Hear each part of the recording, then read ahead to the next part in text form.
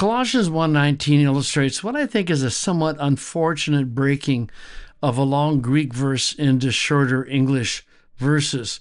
And what it does is that it downplays the power of the haughty. Paul has just finished saying that Jesus is the beginning, the firstborn of the dead, in order that he might be preeminent in everything. And now the haughty is going to tell us why that is true. And the most modern translations start 19 with the word for, but it's kind of a weak connective, I think. Why is Jesus preeminent in everything? Well, Paul says, let me tell you. Haughty en auto eudokesin pan ta pleroma katoikesai. Why is Jesus preeminent? Because in him was pleased all the fullness to dwell, right? Translation is pretty straightforward. So what function is panta pleroma doing? Well, it's the subject of eudokesin, isn't it? All the fullness was pleased. Then you have a complementary infinitive, to dwell. Interesting question of the fullness of what?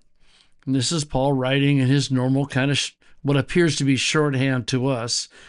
Most certainly, it's the fullness of God. It would have been nice if he had actually written that. It had been an explicit statement on the divinity of Christ, but the fullness of God dwells in Jesus.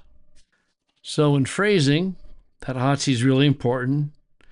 And I'm not really sure other than that phrasing is going to really help. I mean, you may want to get into grammatical diagramming at this point, but I think it's pretty straightforward.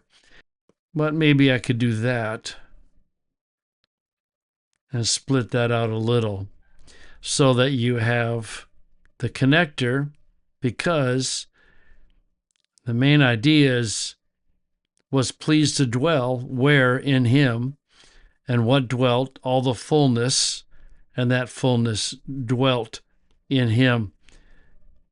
It's kind of like you may want to, and maybe have an arrow there to see the continuation of thought. Because the fullness of God dwelt, was pleased what? Pleased to dwell where? In him. Maybe that helps a little.